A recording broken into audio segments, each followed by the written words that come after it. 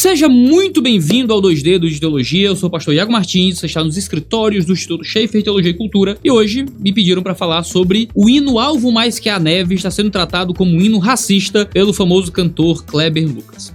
É isso mesmo, tá? Ele participou de uma live junto com o Leonardo Gonçalves, junto com Caetano Veloso e outras pessoas, que eu não lembro de cor quem são, lá com o pessoal da Mídia Ninja, que é uma mídia de extrema esquerda conhecida aqui no Brasil. E nessa live, onde a gente tem essa pérola maravilhosa de Kleber Lucas. Vou colocar para vocês ouvirem o trecho completo. Então, eu tenho um hino que fala o seguinte: alvo mais que a neve. Se você aceitar Jesus, você vai ficar branco como a neve. Isso é cantado por brancos e negros com lágrimas, porque tem uma melodia lindíssima. É porque o discurso, às vezes, nefasto, um discurso de dominação, ele está embalado, ele tem uma entrega muito boa. De uma melodia linda, de uma memória familiar, de uma memória comunitária, todo mundo cantando, de olhinhos fechados, de mãos levantadas, ou ajoelhados, ou um coro cantando. Branco como a neve, porque o sangue de Jesus me torna branco. As ideias de embranquecimento estão lá no hino.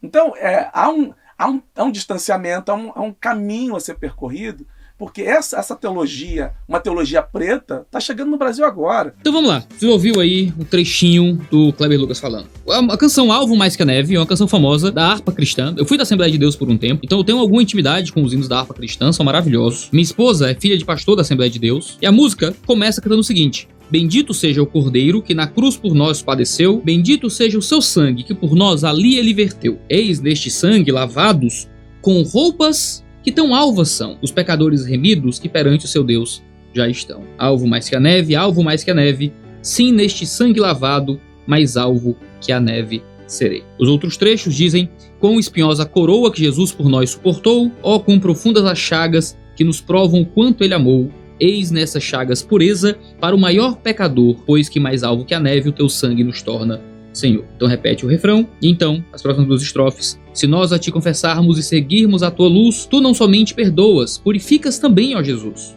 Sim, e de todo pecado, que maravilha de amor, pois que mais alvo que a neve o teu sangue nos torna, Senhor. Então continua: alvo mais que a neve, sim, nesse sangue lavado, mais alvo que a neve serei. Esse é o hino que o Kleber Lucas chama de racista. Esse hino, como a maioria dos hinos das harpas cristãs, dos nossos hinários de forma geral, é uma tradução de um hino chamado The Blood of the Lamb, o sangue do cordeiro. Os autores são Eden Wider-Latta e Henry Perkins. O hino foi lançado em 1881. Nós não temos muitas informações sobre os autores, então o contexto deles não importa tanto aqui. E a música original em inglês é muito parecida com a que a gente tem em português. Foi publicado na coletânea Sacred Songs and Solos, número 113. E o refrão canta: whiter than snow, wash me in the blood of the Lamb, and I shall be whiter than snow. Então, branco mais que a neve, me lave no sangue do cordeiro, e mais branco que a neve eu serei. O que é bastante parecido com a versão em português. Algo mais que a neve, então, é um hino racista? Tava dizendo que a gente tem que ser branco, nossa pele vai ficar branca, o nosso corpo vai ficar branco, ou o que é que seja.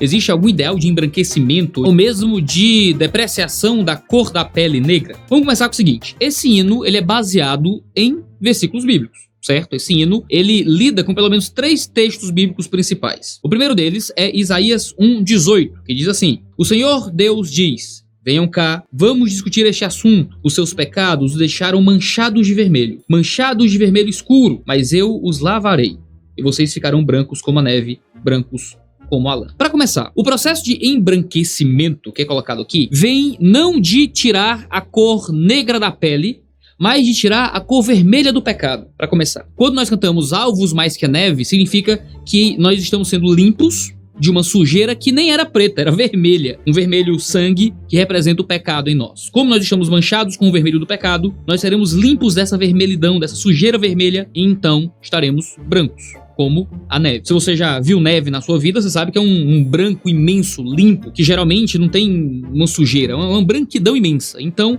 a ideia é que nós ficaremos limpos. A ideia de brancura aqui vem trazer a ideia de limpeza em contraste com o vermelho da sujeira. Não fala de cor de pele, não diz que eu serei branco, que eu serei esbranquiçado, fala que eu serei limpo. Essa não é a metáfora dos autores do hino, essa é a metáfora de Deus, falando por meio de Isaías. Deus usa essa metáfora do embranquecimento como a neve, em contraste com a sujeira do vermelho que nos alcançaria através do poder lavador da regeneração do Espírito Santo. Agora, existe um segundo texto, é Salmo 51:7, onde diz: purifica-me com hisopo e ficarei puro, lava-me e mais branco do que a neve serei. Novamente, a gente tem alguém aqui que está sujo, então é lavado, e aqui a ideia é espiritual, tornando-se mais branco do que a neve na sua limpeza. Mas nós também temos um terceiro texto, que dá base para esse hino, que é Apocalipse 22, a partir do verso 14.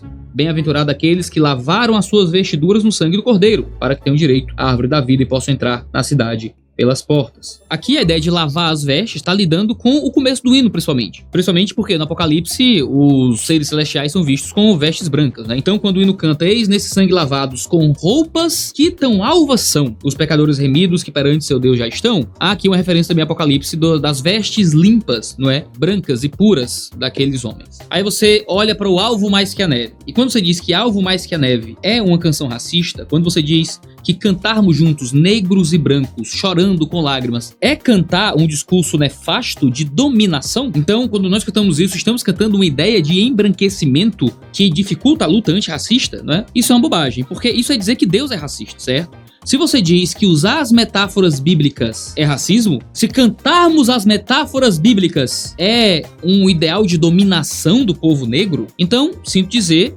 Deus é racista. Então o Deus cristão é um Deus racista e, desculpe, você tem que abandonar a escritura. Você tem que abandonar o cristianismo. Se você não aceita que o branco, a cor branca, possa ser usada como uma metáfora de pureza em contraste com a cor vermelha, como é o caso que aparece aqui, em contraste com a sujeira, se você não aceita essa possibilidade, então você não aceita o Deus cristão, para começar. Porque foram essas as metáforas que Deus usou para se revelar, tanto no Antigo Testamento, como nos Salmos, como no Apocalipse. Então Kleber Lucas, ele não tá reclamando de um hino. Kleber Lucas tá reclamando de Deus. Kleber Lucas não está ofendido com o hino. Kleber Lucas está ofendido com o Deus do Antigo e do Novo Testamento. Então a gente tem um problema sério para começo de conversa.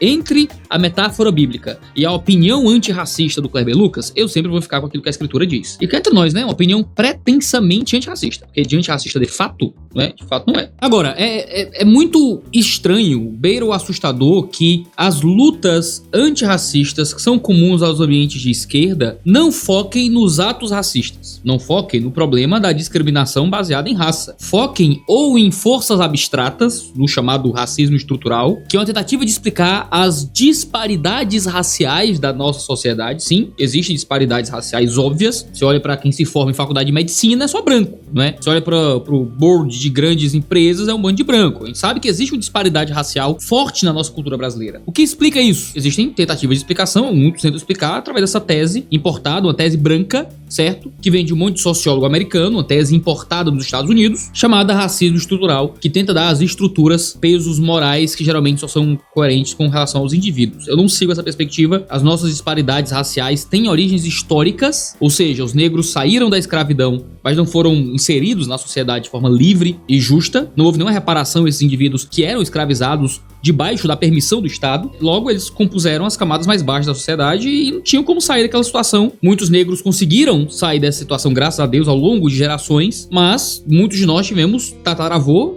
que era escravo.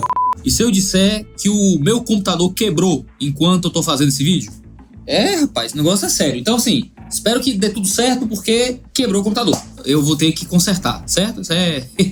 Ele mandou tocar no ungido do Senhor, será que é isso? Eu tô tocando no ungido do Senhor. Mas não é o ponto. O ponto é o seguinte: é muito estranho que os movimentos de esquerda foquem tanto em ficar caçando pulga, fraseologias, mas não pode falar escurecer, hein? Não pode falar denegrir. Não pode falar criado mudo, porque são termos racistas. Sabe aquela palhaçada do TSE, TJE, não sei, nem sei mais quem fez aquela cartilha boba falando de palavras que não podem ser faladas, que não deveriam ser faladas, que o pessoal ficou criando clickbait em cima, né? Como, o Supremo agora vai tentar impedir que nós usemos tais palavras. E a gente sabe que não é isso, também não é nesse sentido, tá? Os caras criaram uma cartilha interna, meio boba, mas que é interna, não tem nenhum poder de nos impedir a falar nada. Mas a gente sabe qual é o interesse, a gente sabe onde é que eles querem chegar. De fato, isso tudo, a gente não é besta, a gente não é bobo. Mas é ridículo que as esquerdas se foquem tanto em ficar caçando pelo em ovo, ao invés de estarem realmente preocupados com os problemas de racismo real. Porque existe racismo real no mundo. Existe racismo, obviamente. Existem pessoas que acreditam em coisas racistas. Representações, por exemplo, do céu, que não incluem negros, vai contra a representação dos céus de Apocalipse 21. Em Apocalipse 21, nós temos os povos de Deus. E eles serão os povos, no plural. Haverão etnias. Quando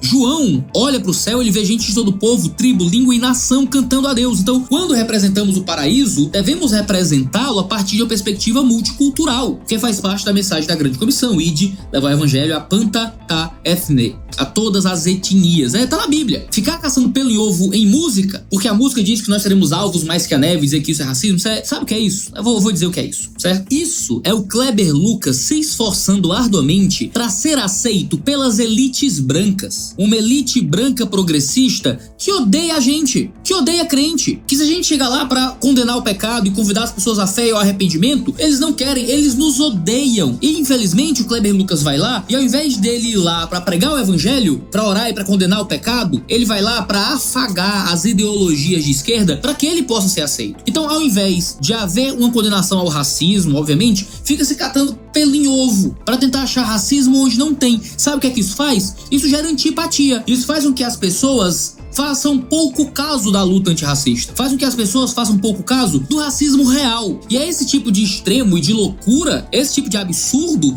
que faz com que nasça um esforço diametralmente oposto e igual do outro lado. Por isso que a gente sempre diz, o que cria radicais de direita muitas vezes são os radicais de esquerda e vice-versa. A existência de um radicalismo cria um outro radicalismo que tenta se defender daquele primeiro radicalismo. Quando o Kleber Lucas aparece com esse tipo de loucura, porque isso já é coisa de doido, o Kleber Lucas está dando munição para que pessoas neguem o racismo real que existe na sociedade. Isso é uma ofensa com quem sofre racismo real, certo? Eu nunca sofri racismo na minha vida porque eu sou moreno, sou pardo, né? Eu sou o pardo de Schrödinger, né? Sabe aquele velho pardo de Schrödinger? Se eu tivesse preso, eu estaria na estatística de negros na cadeia. Agora, na universidade, eu não tô na estatística de negros na universidade. Então, o pardo, ele é usado ao bel prazer da ideologia que quer enfiá-lo em algum lugar, certo? Minha mãe é loira, do olho verde, do olho azul. Meu pai é preto, certo? Meu pai é moreno, de pele escura. Filho de uma mulher que era muito mais negra do que ele. Provavelmente, eu sou descendente direto de escravos aqui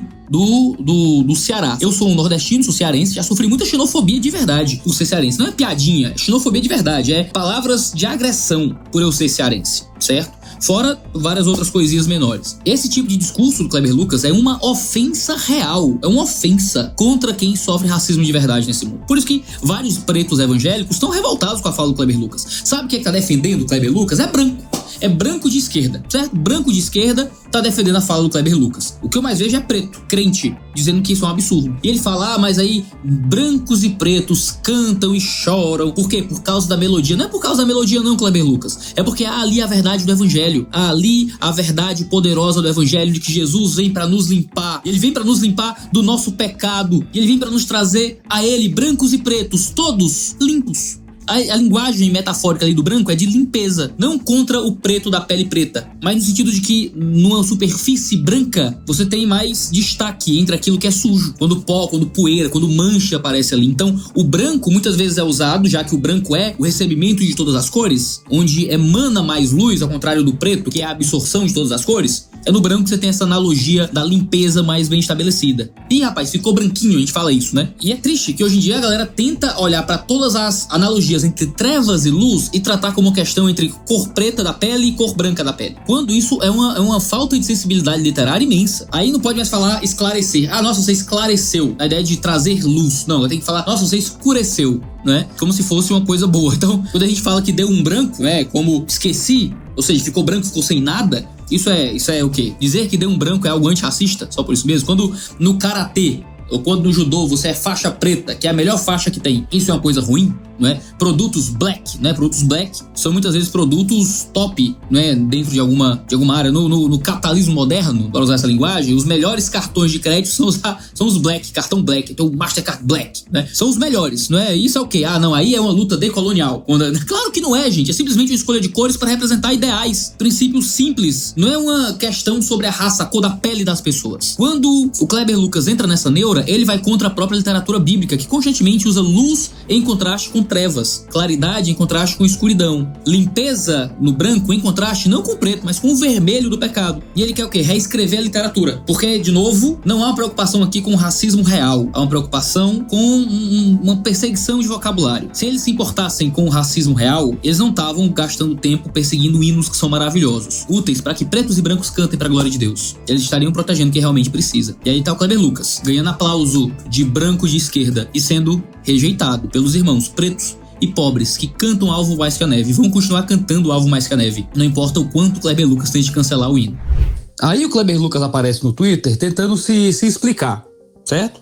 Ele diz, para quem não entendeu sobre o assunto, o ponto não está sobre o texto bíblico, mas sim sobre a sua recepção num contexto de mundo de seres escravizados, ex-escravizados, filhos e netos de escravizados e respaldados pela chancela da igreja. E aí ele cita o Leonardo Gonçalves, que estava com ele na live. É evidente que hoje é impossível dissociar essa analogia das teologias de domínio e opressão que legitimaram a escravidão transatlântica do povo preto e a colonização do continente africano. O que é completamente falso, porque a recepção desse hino não tem sido uma recepção ofensiva a negros. O próprio Kleber Lucas diz na live dele que negros e brancos cantam esse hino com alegria. Uma percepção ruim desse hino tem sido forjada pelo Kleber Lucas. Não é uma realidade percebida na vida das igrejas, mas é uma coisa que tem sido forjada para que pretos comecem a enxergar esse hino assim. Pessoas agora começam a tratar esse hino como se fosse ofensivo, justamente por causa desse esforço do Kleber Lucas em cancelar o hino. E claro, se há um problema de recepção, o erro está em quem recebe. E deve ser corrigido quem recebe, porque a metáfora bíblica precisa ser respeitada.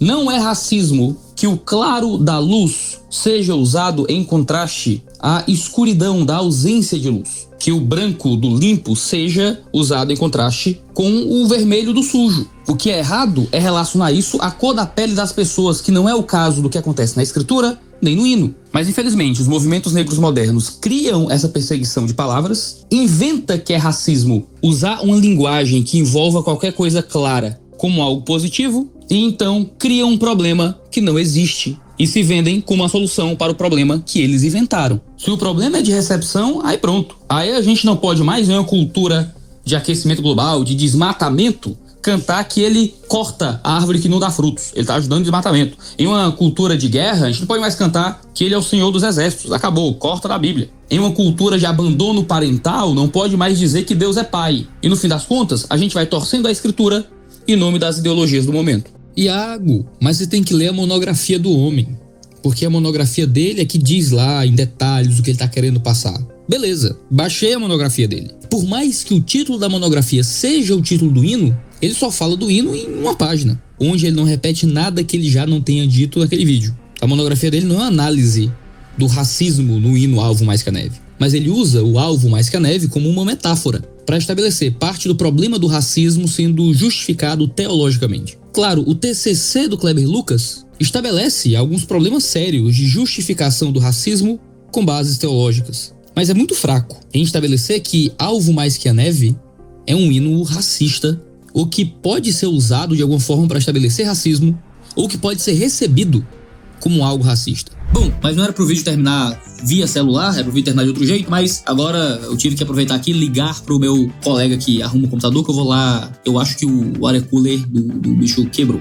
Parece que o cooler hidráulico, o nome que dá do water cooler, do cooler água, sei lá como que dá pra isso, quebrou, acho que vou ter que comprar outro. Vamos ver como é que eu vou resolver isso, tá bom? Mas olha aí pra eu poder resolver essas coisas. Parem de loucura, se inscreve aí no canal. Eu não queria entrar em nada aqui sobre a vida pessoal do Kleber Lucas. Vocês dizem que Kleber Lucas, colecionador de divórcio, blá blá blá. Não é isso, não tô nem aí, não tô falando sobre a vida pessoal do Kleber Lucas, tô lidando com o argumento e com o assunto em si. Então não vão cancelar o cara, evitem ficar comentando aqui um monte de baixaria contra o homem, porque você sabe que não é assim que as coisas funcionam aqui nos dois dedos de teologia. A gente quer discutir o assunto, não a pessoa, certo? Vocês podem discutir a pessoa à vontade, mas não é o meu propósito aqui, tá bom? É isso, um cheiro no seu cangote e até a próxima.